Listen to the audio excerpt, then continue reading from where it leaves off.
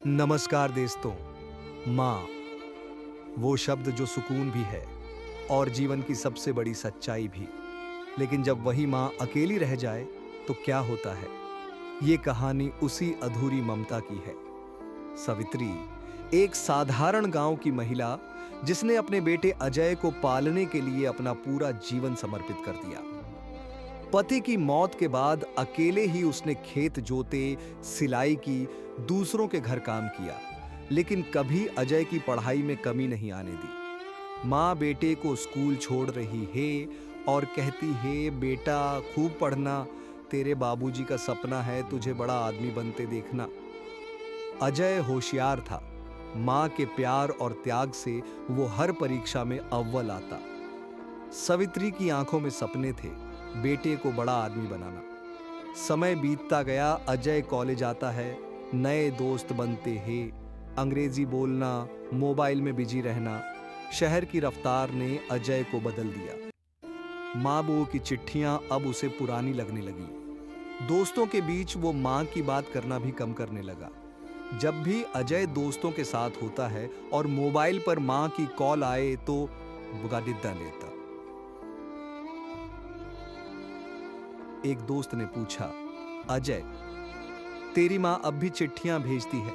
अजय हंसते हुए जवाब देता, हे, अरे यार, गांव वाली है ना, आदत नहीं गई। इधर माँ अकेली बैठी है, चिट्ठी में लिख रही है। माँ लिखती है, बेटा खाना समय से खा लिया कर और नींद पूरी लेना, माँ तुझे बहुत याद करती है। अब अजय की नौकरी लगती है, ऑफिस, पार्टीज, नई लाइफ अजय की दुनिया बन गई थी। अजय अब एक बड़ी कंपनी में काम करता है, फिर उसे विदेश जाने का मौका मिलता है। अजय माँ को बताता, हे माँ, मुझे लंदन जाना है, बड़ी पोस्ट मिली है। माँ बोली, बेटा तू जहां भी रह, खुश रह और माँ को कभी भूल मत जाना। पर वक्त के साथ चिट्ठियां आती रहीं, जवाब नहीं।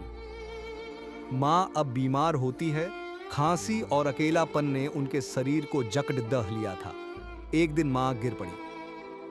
पड़ोसियों ने अस्पताल पहुंचाया। अजय को खबर दी गई, पर जवाब वही था, काम में व्यस्त हूं। मां बिस्तर पर लेटी है, पास में पुरानी चिट्ठियां। सवित्री धीरे धीरे, बेटा, मां अब बूढ़ी हो गई है, शायद अगली चिट्ठी न लिख सके, लेकिन मेरी दुआएं हमेशा रहेंगी। अजय को मां की मृत्यु की खबर मिलती है। वो गांव आता है। जब अजय पहुंचा, मां जा चुकी थी। अजय अंधेरे घर में मां की तस्वीर, सामने रखी चिट्ठियों को देखा।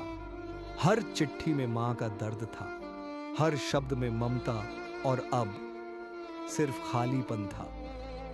अजय एक एक चिट्ठी पढ़ता है, रोता है। अजय रोते हुए बोलता है, एक कॉल कर लेता मां, एक बार तुझसे बात कर लेता। मां की चिट्ठियां अब सिर्फ याद बन चुकी थी, एक ऐसा प्यार जिसे अजय समझ तो गया, पर बहुत देर से।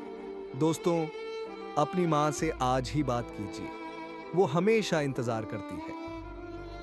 अगर आपकी मां जिंदा है तो उन्हें आज गले लगाइए, फोन कीजिए, क्योंकि मां जैसा प्यार फिर नहीं मिलता। दोस्तों, मां के लिए आपके दिल में थोड़ा भी प्यार हो तो चैनल को जरूर सब्सक्राइब करें।